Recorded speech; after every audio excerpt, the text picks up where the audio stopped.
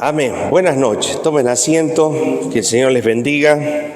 Hoy vamos a hablar uno de los temas de mayor importancia y relevancia para mi gusto y creo que para la iglesia también, porque debemos entender el señorío de Cristo. Amén. ¿Qué relevancia tiene decir que Jesús es nuestro Señor? ¿Qué importancia, qué significa que Él es nuestro Señor? Entender que le debemos a Él todo, primero, entender que somos de Él, entender que Él es nuestro dueño, amén, y que estamos bajo su soberanía, Él al ser nuestro dueño y nosotros sus siervos, amén. Entonces vamos a ir comprendiendo un poquito este concepto de Señor y metiéndonos un poco más en la vida práctica de cómo este concepto nos afecta directamente a nosotros cuando entendemos y hemos entregado nuestra vida a Cristo Jesús y hemos dicho que Él sea nuestro Señor. Amén. Vamos a arrancar entonces diapositiva número 1. Vamos a definir primeramente qué significa Señor. Amén. En el hebreo significa Adonai, que es Supremo Señor.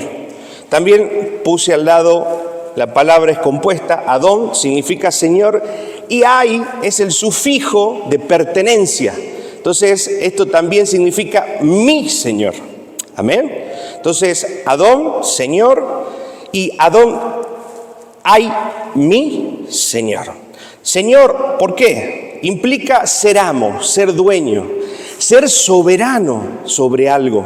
Hemos sido comprados por Él. Por eso Él es nuestro dueño. Cuando hablamos de ser comprados, vamos a definir ahora sí el concepto de redención. Amén, que lo puse ahí, no estaba en las diapositivas anteriores, pero me pareció interesante e importante poder entender qué es la redención. Se refiere al acto mediante el cual Dios liberó, rescató o compró, amén, o compra, en este caso, a una persona del poder del pecado, de la muerte y la condenación eterna. ¿A través de quién? Del sacrificio de Jesucristo. Amén. Cuando estamos hablando entonces de redención, estamos hablando de un rescate. Amén. Vemos en el Antiguo Testamento algunos ejemplos o algunos, podríamos decir, cristotipos, ¿sí? Cuando hablo de cristotipos, vemos ejemplos en el Antiguo Testamento en los cuales esta función de redención se manifiesta anunciándonos lo que iba a hacer Jesús con nosotros en el Nuevo Testamento o en el Nuevo Pacto. Amén. Cuando Él iba a venir a morir por nosotros en la cruz. Por ejemplo, vemos algunos ejemplos de redención. No sé si alguien se acuerda de Ruth y Boaz. ¿Se acuerdan? Ruth, una mujer que había quedado viuda, amén, solamente podía ser redimida por uno de los familiares de su esposo, y en este caso, o rescatada, amén, tomada por esposa, en este caso Boaz cumple esa función de Goel, que es aquel que redime, aquel que rescata, amén, y es un cristotipo, amén. ¿Qué significa cristotipo? Que nos va a mostrar o anticipar la función que Cristo iba a hacer con nosotros y con la iglesia, amén, en el Nuevo Testamento. Eso también escolástica, podemos decir, es algo que nos apunta a Cristo. Amén, algo que nos señala a la obra redentora de Cristo. También vemos, por ejemplo, si no mal recuerdo, Éxodo capítulo 13, versículo 1, vemos un ejemplo de redención también en el Antiguo Testamento, en el cual todo primogénito debía ser pagado por parte de sus padres, porque Dios había establecido una ley que todo primogénito, tanto de hombres como de animales, le pertenecía a Él. Amén. Recordando lo que Él había hecho con ellos en Egipto. ¿Se acuerdan qué pasó en Egipto en el Pesaj o en la Pascua? ¿Qué rescató el Señor? A los primogénitos. Murieron los primogénitos ¿de quién? De los egipcios, pero los primogénitos del pueblo del Señor fueron salvos. Eso quiere decir que le pertenecían ¿a quién? a Dios. Entonces, una forma de recordar esta soberanía de Dios sobre los primogénitos era que cada familia de cualquier tribu, si tenía y su primogénito era un hijo varón, debía pagar una ofrenda. Amén, para redimir a ese hijo, recordando que ese hijo era ¿de quién? De Dios. Éxodo, capítulo 13, si no me equivoco. Podemos poner, y luego el Señor le dijo a Moisés, el 2, dedícame a todos los primeros hijos varones del pueblo de Israel, todo primer nacido, tanto de los seres humanos como de los animales, ¿qué dice? Me pertenece, recordando lo que Dios había hecho entonces en Egipto. Amén. Ahora, esta ofrenda, se la doy como un dato, era una ofrenda de 5 ciclos de plata. Aproximadamente un ciclo de plata pesa unos 11,4 gramos, ¿sí? O sea que aproximadamente la ofrenda que debían llevar al templo de forma simbólica y reconociendo que ese primogénito pertenecía al Señor, era de unos 57 gramos de plata. Amén. Llevando esa ofrenda estaban reconociendo al Señor. Si no, estaban incumpliendo en una falta, porque esto que acabamos de leer se había convertido en un mandamiento para el pueblo de Israel. Amén. Entonces vemos ahí que esta familia pagaba un precio, o sea que estaba redimiendo a su hijo. Bien, vos entonces con Ruth, el ejemplo que vemos acá ahora de los padres pagando por su hijo, vemos que la redención apunta a pagar un precio de rescate por alguien. Amén. Y eso es lo que el Señor hizo por nosotros en la cruz. ¿Qué hizo por nosotros? Pagó un precio por nosotros. Ahora, si alguien paga un precio por nosotros, quiere decir que Él es nuestro dueño. Él nos compró, Él pagó el precio. Por eso ahora Él es nuestro dueño. Y si Él es nuestro dueño, podemos decir que es nuestro Adón, nuestro amo y es nuestro Señor. ¿Se va entendiendo? Amén.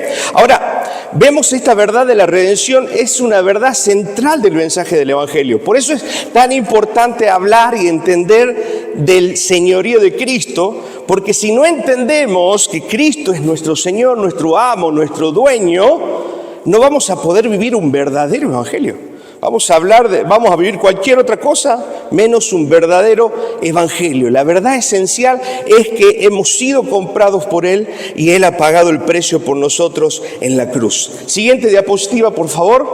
Primera de Corintios capítulo 6, versículo 20 dice: porque habéis sido comprados por precio. ¿Qué significa eso, perdón? Redención. Alguien pagó un precio. ¿Qué hay que hacer entonces? Glorificar a Dios, pues, amén. A Dios, dice, glorificad pues a Dios en vuestros cuerpos y en vuestro espíritu, los cuales son, y aclara nuevamente, ¿de quién? De Dios. Ahora yo te pregunto, ¿tu cuerpo te pertenece? ¿Tu vida te pertenece? ¿Tu alma te pertenece? No. Solo somos administradores de lo que Dios nos ha dado por gracia. Amén. Por eso debemos cuidar el cuerpo del Señor, que es el templo de Dios. Debemos cuidar nuestro espíritu y presentar al Señor nuestro espíritu, como decía, irreprensible, espíritu, alma y cuerpo, hasta la venida de nuestro Señor, decía Pablo. Amén. Guardar nuestro cuerpo, guardar nuestra alma para nuestro Dios, porque no es nuestra. ¿De quién es? Del Señor. Dice, porque Él pagó el precio, nosotros debemos pues glorificar a Dios. ¿Qué significa glorificar a Dios? Que a través de nuestro cuerpo y de nuestro espíritu podamos manifestar alabanza, adoración y exaltación. Acuérdense que alabanza, adoración y exaltación va más allá de una canción. Está hablando de una vida de obediencia rendida al Señor. Amén. Quítese la idea de que la alabanza y la adoración solamente es una forma. La canción, la música es una expresión de alabanza y adoración. Pero en esencia la alabanza y la adoración, glorificar a Dios, es nuestra vida rendida a Dios en obediencia. obediencia. ¿Vamos entendiendo? Porque Él es nuestro Señor. Ahora, señorío implica el ejercicio de la autoridad del Señor sobre todas las áreas de la vida del creyente. ¿Sí? ¿Queda algo fuera? No, Señor, no me toques esto. ¿Así funciona? No, todo. Reconocer a Cristo como amo de mi vida y como aquel que dirige y guía mi vida completa. Amén. Cuando entendemos que el Señor es nuestro Adón, cuando entendemos que Jesús es nuestro dueño de todo lo que somos, de nuestro cuerpo, ahí lo vimos, de nuestro espíritu y de todo lo que somos, rendimos nuestra voluntad completa al Señor. Amén. Mire qué liviano a veces tomamos la palabra Señor, ¿no? Cuando vamos a orar decimos Señor esto, Señor aquello, pero no entendemos realmente la profundidad de lo que estamos declarando. Le estamos diciendo, vos sos el dueño de mi vida, Señor, haz lo que quieras conmigo. Esa debería ser nuestra actitud. Amén. Y cuando entendemos que Él es el dueño, entonces dependemos totalmente ¿de quién? De Él. Ahora yo les pregunto, ¿un esclavo puede hacer su voluntad? ¿Un esclavo tiene voluntad propia? ¿Decide lo que quiere hacer? ¿A dónde va? ¿Qué come? ¿Cuándo va? Nada. Así somos nosotros en Cristo. Somos sus esclavos. Amén. Por eso no tenemos voluntad propia. Hemos perdido nuestra capacidad de elegir. Porque ahora nuestra voluntad debe rendirse al Señor. ¡Wow! ¿Eso quiere decir que el cristiano no tiene libre? Chao. Ya no es que yo elijo, si quiero hacer la voluntad de Dios la hago. No. Si realmente Jesucristo es tu Señor, hemos perdido el libre albedrío y nuestro propósito es hacer la voluntad de nuestro Rey, de nuestro amo, de nuestro Adón. Qué bárbaro, ¿no? Qué profundo poder comprender que ya hemos perdido nuestra voluntad. Pero ¿qué pasa? A veces parece que le prestamos la voluntad al Señor, ¿no? Devolvémela un ratito y quiero hacerlo, quiero pelear con aquel, ¿no? Es como que se la sacamos de las manos. No. ¿El Señor es Señor de todo o es Señor de nada? Amén. Por eso en nuestra vida cristiana no puede haber grises. O somos blancos o somos negros. Debemos decidirnos de qué reino vamos a estar, a quién vamos a rendir nuestra voluntad. Porque aquel que cree que es libre y puede hacer lo que quiere, en realidad está siendo esclavo ¿de qué? De su carne, de su pecado. Amén. O sea que realmente no hay nadie. Romanos también lo dice así. Somos esclavos de quien obedecemos, dice Pablo. Amén. Entonces, si nosotros obedecemos a la carne, estamos siendo esclavos de la carne. Si obedecemos al Espíritu y a Dios, estamos siendo esclavos del Señor. Amén. ¿Cuántos esclavos del Señor hay acá? Amén. Hemos perdido nuestra capacidad de elegir. Ahora hacemos y buscamos la voluntad de Dios. Reconocer a Cristo como amo de mi vida y como aquel que dirige y guía mi vida por completo. Amén. No sé si usted está entendiendo la profundidad de que Él guía nuestra vida por completo. O sea que si tengo que comprar algo, hacer algo, ¿a quién le tengo que preguntar? Depender de Dios. Entender el señorío de Cristo nos lleva a comprender que dependemos de Dios en todo, porque Él es nuestro dueño. En todo. Quizás sea algo lo más absurdo o irrelevante quizás para nosotros, pero cuando entendemos en profundidad este principio, todo, hasta lo más cotidiano, estamos hablando y consultando al Señor. Señor, ¿qué hago? ¿Cómo lo hago? Amén. Y qué guía más hermosa nos ha dejado, que es la palabra de Dios, su verdad revelada, su voluntad. La voluntad de nuestro amo está revelada en la palabra de Dios. Amén. Por eso necesitamos conocerla. Seguimos avanzando. Diapositiva 4. Seguimos hablando del señorío. Aquel sobre el que se ejerce señorío no tiene potestad sobre su vida. Romanos 14, 7 y 8 dice, porque ninguno de nosotros vive para sí mismo, ya no, y ninguno muere para sí mismo, pues si vivimos para el Señor vivimos, y si morimos para el Señor morimos, por tanto ya sea que vivamos o que muramos, del Señor somos. Hemos perdido totalmente nuestra capacidad de poder vivir y hacer lo que queremos. Decile a que tenés al lado, ya no puedes hacer lo que querés. Ahora, yo te pregunto, a los jóvenes, lo que han estudiado, lo que están estudiando, lo que están emprendiendo, adultos, ¿hemos preguntado la voluntad de Dios? ¿Con quién nos relacionamos? ¿La persona con la que vamos a compartir nuestra vida realmente está sometida o ha estado sometida a la voluntad de Dios? Qué tremendo, ¿verdad? Obviamente aquellos que ya han venido al camino del Señor con alguna historia ya de pareja, con matrimonio, ha sido voluntad de Dios que llegue de esa forma. Amén. Pero aquellos que todavía no han elegido, jóvenes, adolescentes, debemos estar apercibidos que en esto también entra el señorío de Cristo. Orar en lo profundo de nuestro corazón y pedir dirección al Señor para no equivocarnos, para no dejarnos guiar por la carne, por los deseos, sino buscar la voluntad de nuestro amo. Amén. Vamos entendiendo. 1 Corintios capítulo 6, versículos 19 y 20 nos dice: ¿o no sabéis que vuestro cuerpo es templo de quién? Del Espíritu Santo, que está en vosotros, el cual tenéis de Dios y no sois vuestros. Porque por precio habéis sido comprados. Redención nuevamente. Por tanto, glorificad a Dios en vuestros cuerpos y en vuestro espíritu, los cuales son de Dios. Ya hemos perdido total control de nuestra vida.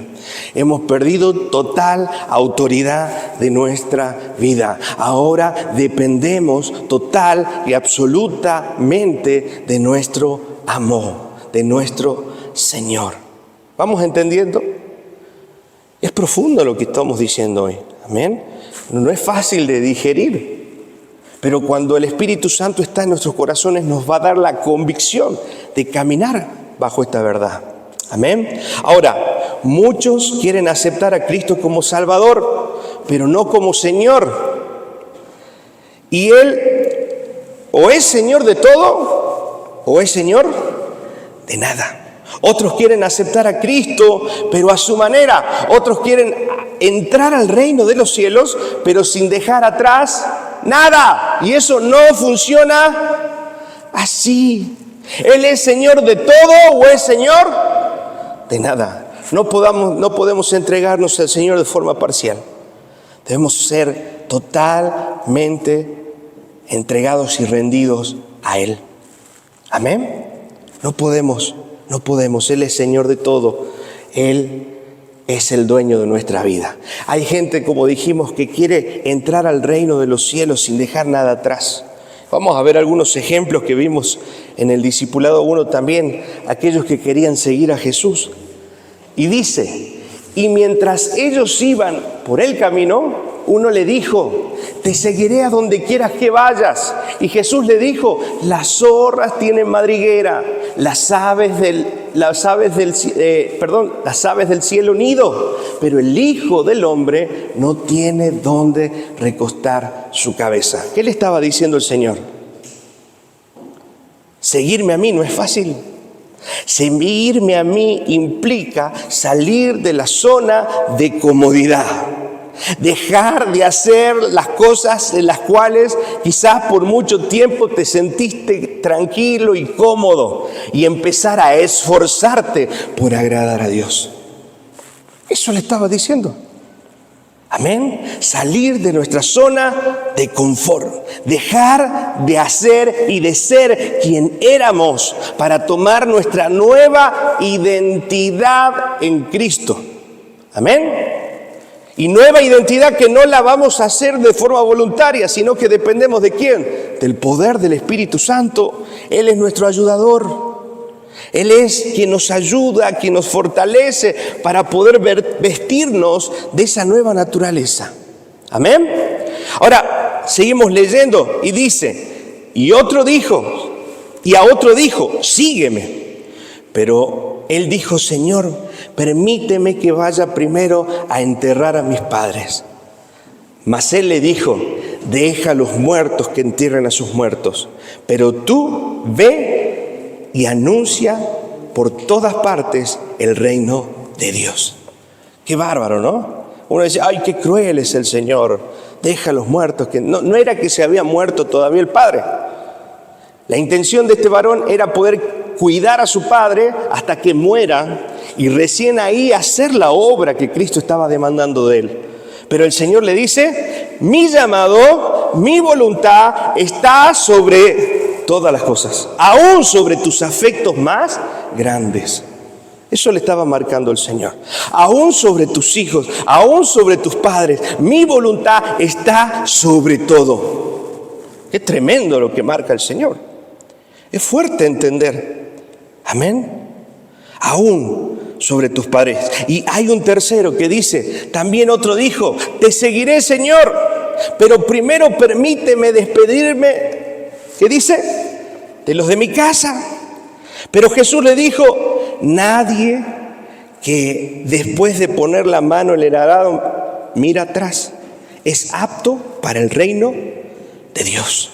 Amén. Esta persona quería hacer las cosas a su manera. Señor, sí te voy a seguir, sí me voy a poner las pilas con vos, sí voy a hacer esto y aquello, pero primero déjame que... No. ¿Ustedes se acuerdan cómo fue el llamado de Pedro, por ejemplo? Dice que pasó el Señor, lo llamó y dice que inmediatamente Pedro dejó las redes y le siguió. Cuando realmente viene el poder de Dios y del Evangelio a nuestra vida, vamos a abandonar nuestra vida pasada, vamos a abandonar todo lo que veníamos trayendo para empezar esa nueva vida con Cristo, sin volver atrás y extrañar lo que dejamos atrás. ¿Me está entendiendo? Decirle a que tenés al lado, la vida cristiana es para valientes. Y para gente con convicción. Y esa convicción no es nuestra. ¿Quién la pone? El Espíritu Santo. Qué tremendo, ¿verdad? Qué fuerte entender cuando el Señor nos llama a una nueva vida, cuando el Señor nos llama a salir de nuestros pecados, a salir de todo lo que venimos haciendo mal, para empezar a caminar con Él. Pero qué mejor lugar que estar con Él. Amén. Quizás no estemos cómodos, quizás no estemos disfrutando de las cosas que disfrutábamos algo antes, pero ahora disfrutamos de la compañía y de la presencia de Cristo. ¿Qué mejor que eso? Amén. Si lo tenemos a Él, lo tenemos todo. Nada nos falta cuando Él está. Ahora, vivir bajo el señorío de Cristo es buscar hacer la voluntad de Dios en todos los aspectos de mi vida. Es hacer de Cristo el cimiento de todo lo que pensamos y todo lo que hacemos. Recuerden que decía la palabra recién, glorificad a Dios en vuestro espíritu y en vuestro cuerpo. Amén. Cuando hablamos de espíritu estamos hablando de la parte inmaterial del hombre, estamos hablando de la mente también, y habla de nuestros pensamientos. Todo lo que pensamos debe glorificar a Dios y todo lo que hacemos debe glorificar a Dios, manifestar el carácter santo, puro, justo, misericordioso de nuestro Señor. Amén. ¿Estamos entendiendo? Ahora, pero para reconocer y hacer la voluntad de Dios, necesitamos caminar en el Espíritu. Por eso les dije, esto de hacer la voluntad de Dios, esto de reconocer al Señor como nuestro amo, esto de rendir nuestra voluntad y negarnos totalmente a nuestra voluntad para tomar su voluntad, no es algo que podamos hacer con nuestras fuerzas, no es algo que podamos hacer con nuestra voluntad. Necesitamos la intervención del Espíritu Santo que pone en nosotros convicción. Él nos convence de justicia, de pecado, de juicio, de equidad. Él es el que nos da la fuerza que necesitamos para vencer a lo que veníamos trayendo de nuestra vieja vida. Amén. Entonces, no hay otra forma que caminar en esto de esta manera, en el Espíritu. Gálatas 5:16, mire lo que dice.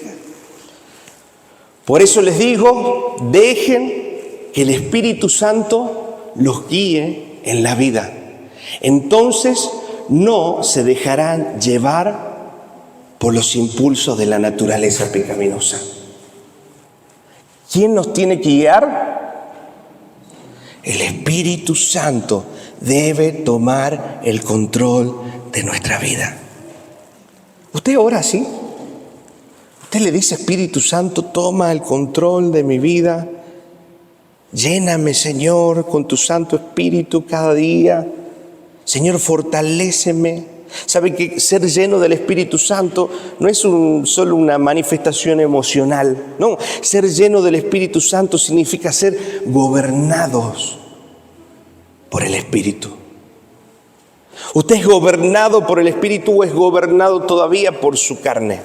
Y esa lucha está constantemente día tras día. Por eso debemos ir a la presencia de Dios para recordarle a nuestra carne, recordarle a las fuerzas también y a los cielos que somos de Cristo.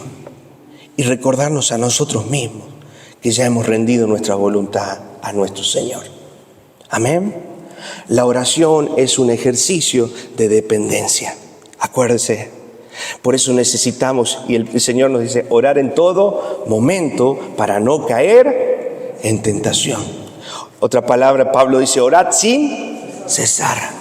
Orar, orar, orar. ¿Por qué tanto la insistencia de orar? Porque el orar nos hace conscientes de la presencia de Dios. El orar nos hace entender y recordar que hemos rendido nuestra vida a Dios y que Él es nuestro Señor. Pero si no oro, no tengo presente esa conciencia de que Dios es mi Señor. Amén. Por eso la oración es parte vital de caminar en el Espíritu. Necesitamos aprender a orar en todo momento si es que usted quiere empezar a caminar en el Espíritu. ¿Hay alguien acá que quiere caminar en el Espíritu? ¿Que quiere ser dirigido por Dios? ¿Que quiere hacer la voluntad del Señor? Ore. Ore, dependa del Señor en todo momento, en todo lugar. Amén. Ahora, veamos cuál es la voluntad general de Dios. Siempre la hemos recordado, la hemos dicho, yo la vuelvo a decir, pero es importante ahora que estamos tratando el señorío de Cristo, comprender cuál es la voluntad general de Dios para sus escogidos, para nosotros, sus hijos. Amén. ¿Qué dice Romanos capítulo 8, 28 y 29? Este versículo se lo tiene que memorizar, tiene que estar en su corazón. Amén. Romanos 8, pone Reina Valera, por favor. Amén.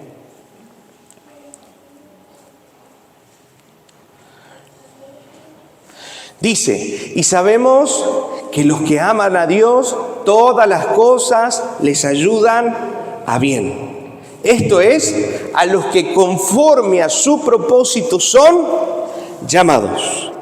Amén. Hasta ahí vamos viendo que hay un propósito de Dios y que dentro de ese propósito, tanto lo bueno y lo malo va a ayudar para bien. Versículo 29, mire lo que dice.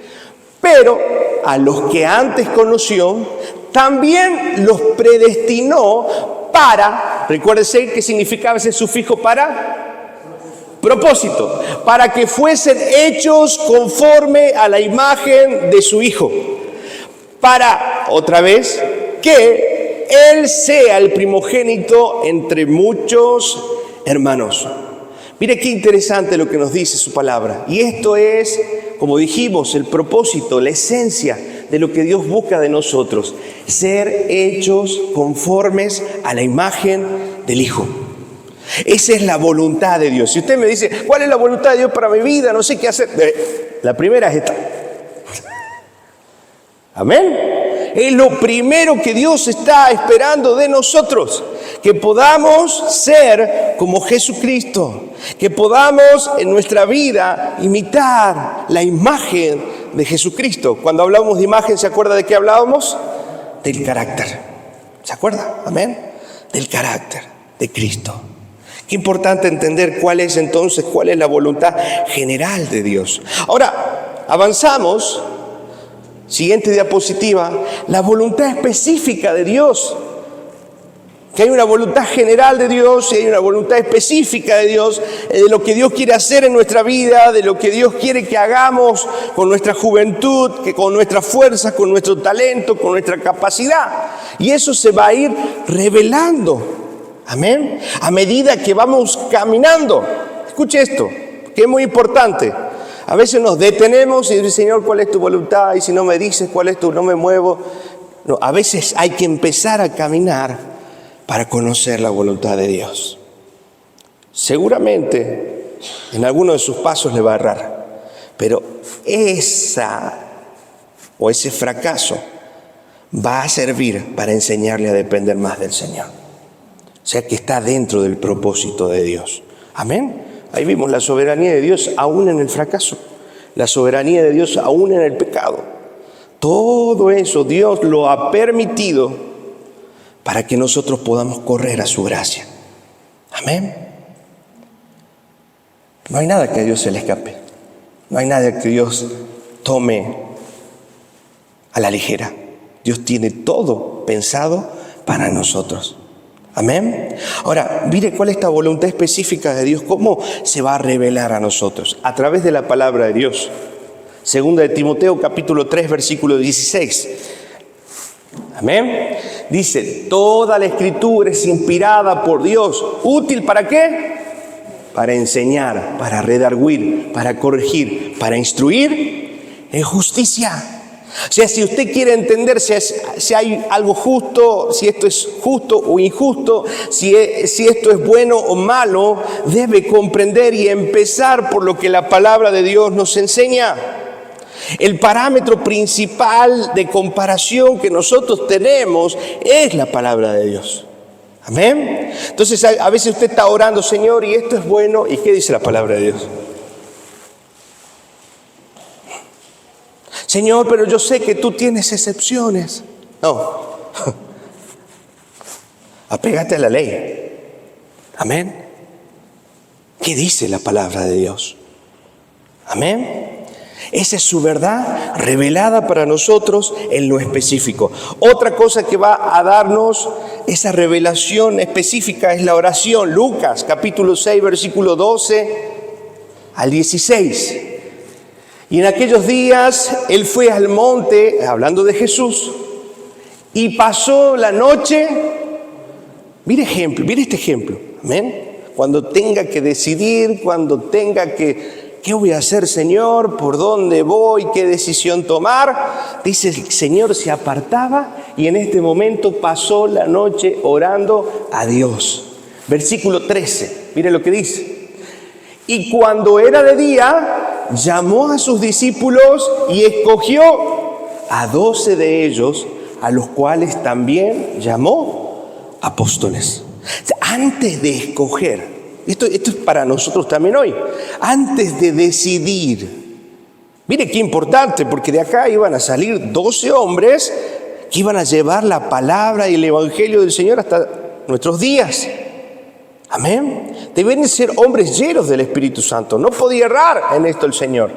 Escogió en ese momento a sus discípulos, pero antes, ¿qué hizo? Oró toda la noche. ¿Está orando por sus decisiones? ¿Está pidiendo a Dios guía, dirección para poder decidir? Amén. Oró toda la noche. Mire, versículo 14.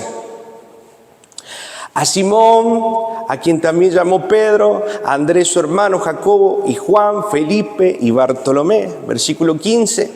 Mateo, Tomás, Jacobo, el hijo de Alfeo, Simón, llamado Zelote. 16. Judas, hermano de Jacobo, y Judas Iscariote, que llegó a ser el traidor. Mire, hasta para elegir el traidor. Tuvo que orar. No se le escapa nada al Señor. Amén. No se le escapa nada. Él tiene control y soberanía sobre todas las cosas. Amén. Seguimos avanzando. Otra forma también de conocer esta voluntad revelada, y es a través de los líderes espirituales maduros. O sea, no agarre cualquier hermanito. Che, ¿qué te parece? No. Por favor.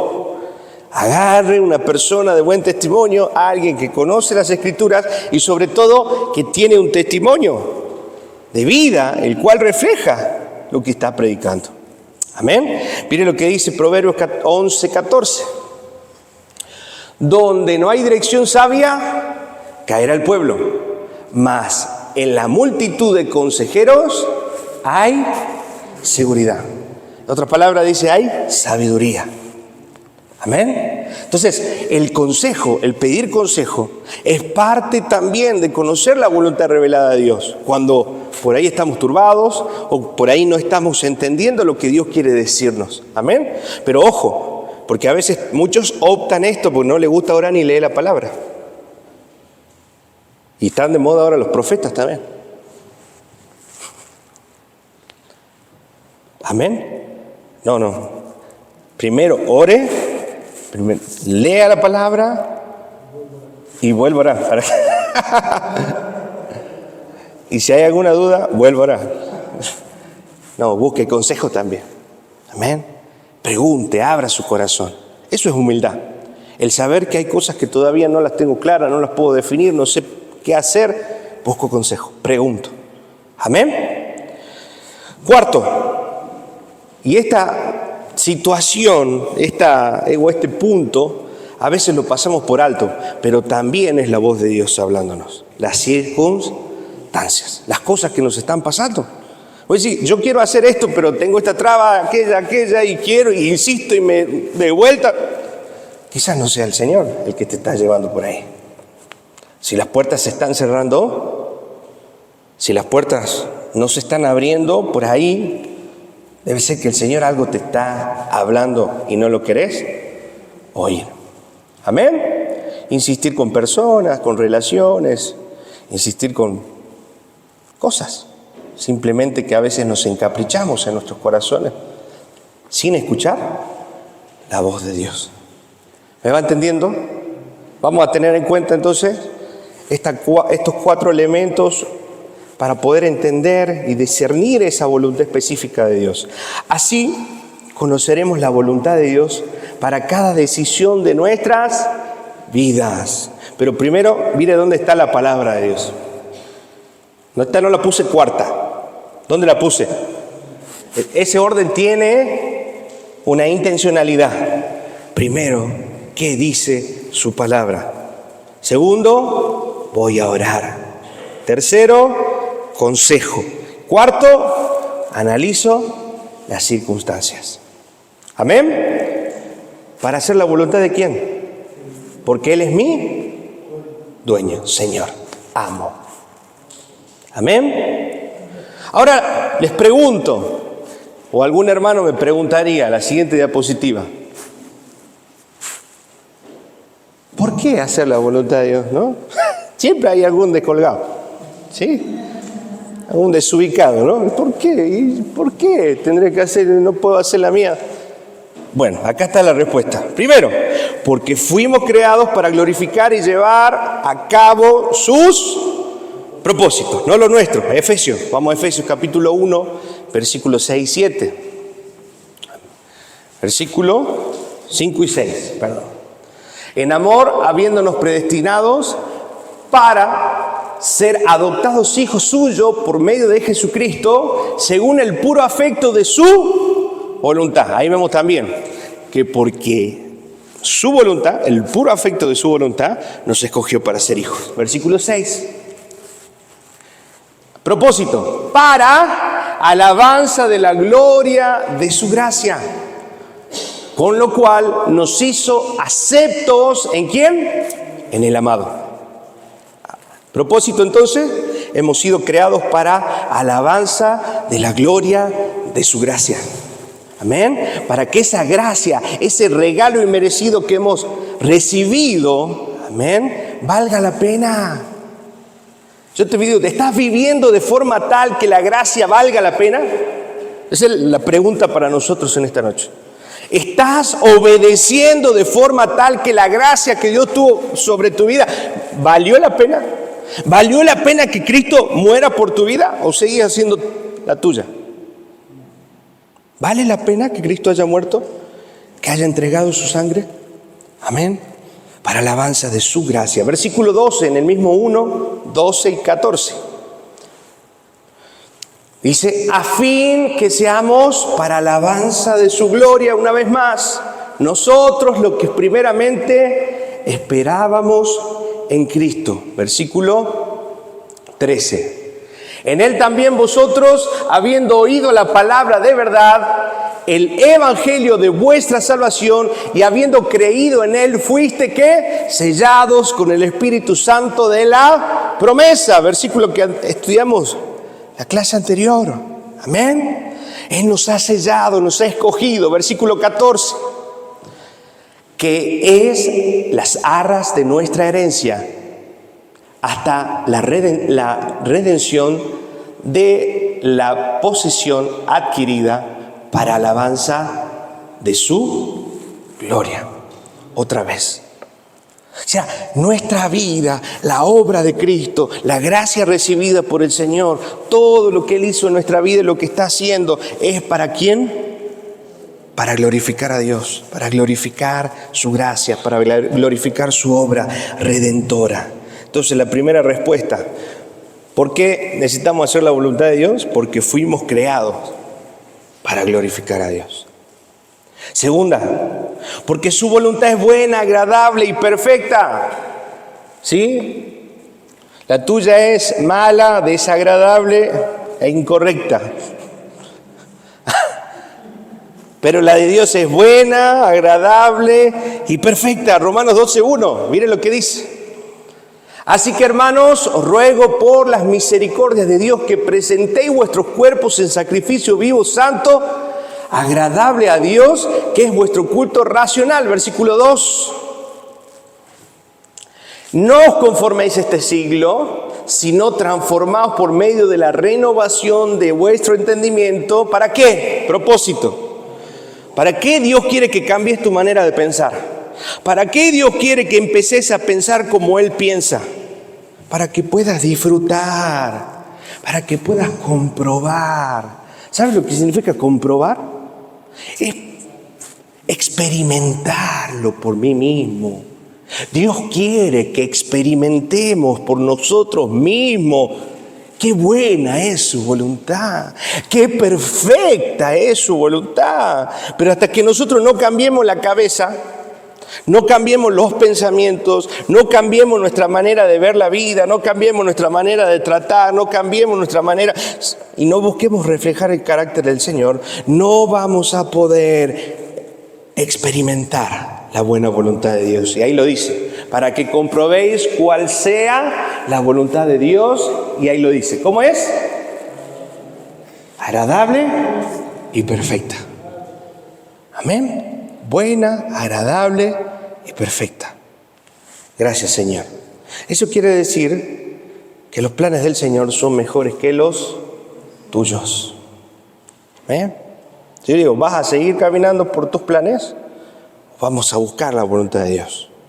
Tercer punto, ¿por qué hacer la voluntad de Dios? Porque no hay gozo fuera de la voluntad de Dios.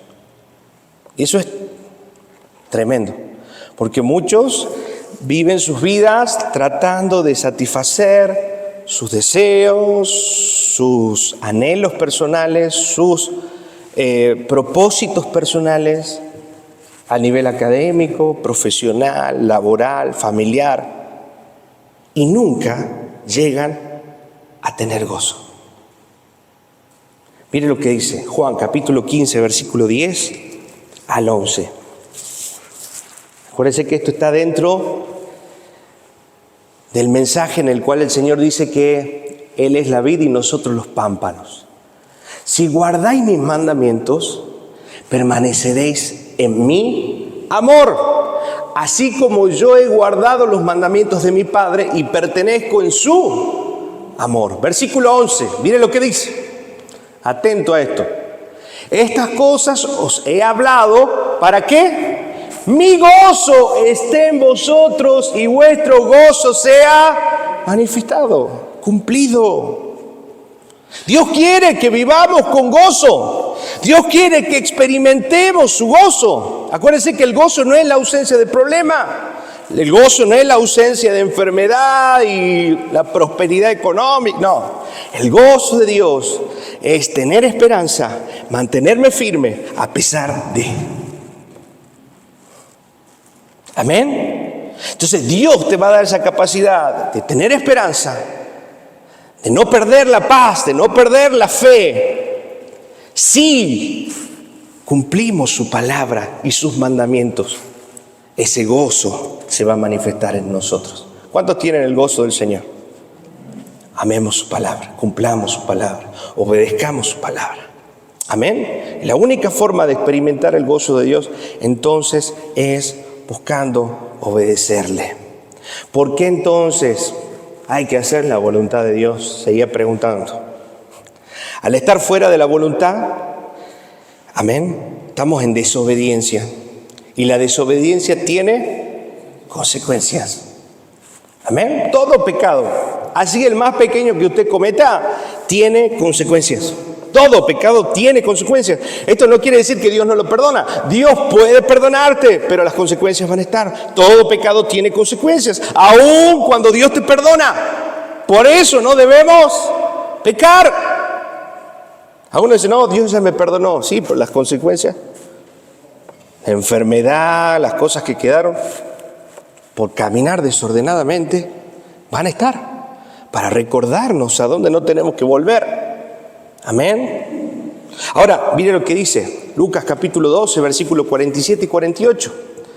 Aquel siervo que, conociendo la voluntad de su Señor, no se preparó ni hizo conforme a su voluntad. ¿Qué dice?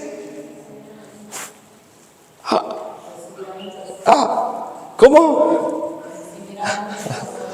Muchos, dice encima, ¿no?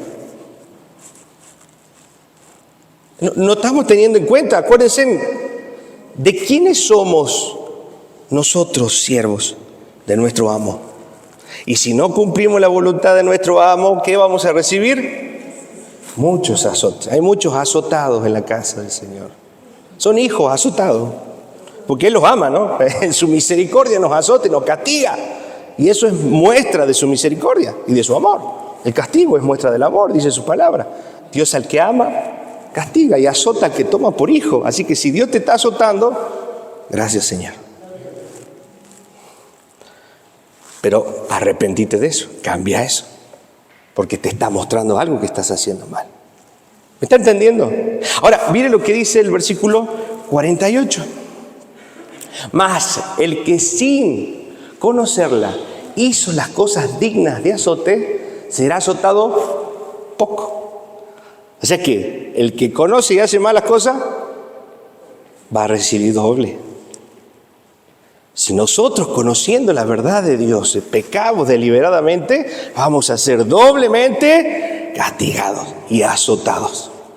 Porque el otro peca por ignorante, pero vos pecás por rebelde. ¿Está entendiendo? Más claro, imposible. Será azotado poco, porque a todo aquel a quien se haya dado mucho, mucho se le demandará. Y al que mucho se le haya confiado, más se le pedirá. ¿Cuántos han recibido gracia sobre gracia? Bueno, ten cuidado, más cuidado. Amén. ¿Cuántos reconocen que nuestra vida sin Dios era un desastre? Y quizás no lo exteriorizamos, decía, ay, qué desastrosa mi vida, me metí en las drogas, en esto y en aquello. Pero tuviste un corazón orgulloso, altivo, soberbio. Eso también es pecado delante de Dios, no te olvides. A veces creemos que solo los pecados escandalosos son los que nos horrorizan, pero la soberbia, la altivez de corazón, lo que está por dentro, el orgullo, delante de Dios tienen el mismo peso. Porque es pecado. Amén. Quizá nunca te drogaste, pero hay orgullo y altivez que debes derribar. Amén. Ahora, al que mucho se le da, mucho se le dio, mucho se le demanda. Una buena causa por la cual debemos buscar la voluntad de Dios. Otro punto, la voluntad de Dios debería ser nuestra única búsqueda. Juan, capítulo 4, versículo 38. O sea que no hay muchas alternativas para nosotros. Yo os he enviado a cegar lo que vosotros no labrasteis. Otros labraron y vosotros habéis entrado en sus labores. Amén. Esto nos trata de decir que la única opción para nosotros es hacer la voluntad de Dios. No hay otra opción. Para ninguno de nosotros no tenemos otra opción. Amén. No es que si hoy quiero, mañana no quiero, si hoy leo y obedezco, mañana no. No hay opción para nosotros. Si Cristo no vino a hacer su voluntad, ¿cómo podemos nosotros insistir en hacer la nuestra? Es algo obvio. Juan capítulo 5, versículo 30. 5:30. Mire cómo Cristo se sometía, siendo Dios. No puedo yo hacer nada por mí mismo. Según oigo, así juzgo. Y mi juicio es justo, porque no busco mi voluntad, sino la voluntad del que me envió, la del Padre. ¿Qué nos quería enseñar el Señor? ¿Qué nos quería enseñar? Sujeción. Sometimiento. Amén. Y dependencia. ¿Estamos sujetos al Señor? ¿Estamos sometidos al Señor? ¿Dependemos del Señor? Esa es la palabra. Así como Cristo lo hizo siendo Dios, ¿cuánto más nosotros, seres imperfectos, que no conocemos la voluntad perfecta del Dios para nuestras vidas, necesitamos buscarla en Él? Ahora, Juan, capítulo 6, versículo 38. Otra vez, el Señor, 6:38. Porque he descendido del cielo, no para hacer mi voluntad, sino la voluntad del que me envió. Juan 17:4.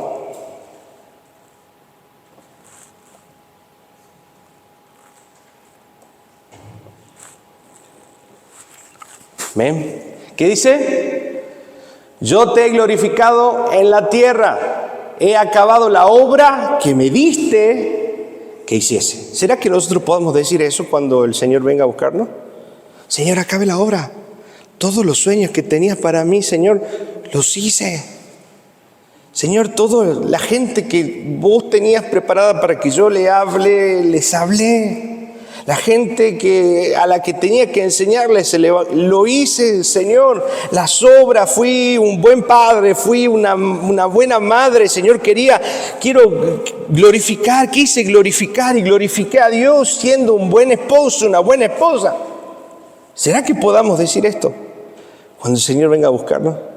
Amén. Las obras, como dice, que me diste, esas hice. Gracias, Señor. Ya vamos terminando por hoy. Entonces, ¿qué hacemos? La última diapositiva de la noche. ¿Qué vamos a hacer? Les pregunto a usted. ¿Seguimos haciendo la nuestra? Seguimos caminando. Acuérdese de los azotes, ¿no? Por lo menos que eso le dé miedo. ¿Qué vamos a hacer? Es la pregunta de la noche. Amén. Vamos a abrazar la cruz de Cristo y renunciar a nosotros mismos. Amén. Vamos a renunciar a nuestra voluntad, a nuestro sueño. Mira, empieza a tener oraciones a partir de este momento, de esas que son radicales. Oraciones radicales, le digo esto: Señor, haz tu voluntad. Señor, me equivoqué en esto, te pido, pero ahora sé tu voluntad en mi vida. ¿Será que podamos hacer eso? Señor, haz tu voluntad. Mostrame tu voluntad. Quiero conocer tu voluntad. Amén. ¿Estamos dispuestos a buscar esa voluntad del Señor? Mire lo que dice Mateo capítulo 10, versículo 38. Y el que no toma su cruz y sigue, y sigue en pos de mí, no es digno de mí. No me merece. Amén. Mateo 16, 24. Yo quiero ser digno, Señor. Haceme digno. Entonces Jesús dijo a sus discípulos: si alguno quiere venir en pos de mí, niéguese a sí mismo y tome su cruz y sígame. Otra vez, ¿qué hay que hacer? Negarnos a nosotros, negarnos a nuestros sueños, a nuestros deseos, a nuestros propósitos, a nuestras metas, y decirle: Señor, ¿cuáles son tus sueños? ¿Cuáles son tus propósitos? ¿Cuáles son tus metas? Y empezar a reestructurar nuestra vida de cero si es necesario. ¿Hay alguien acá que tiene que empezar a reestructurar su vida de cero?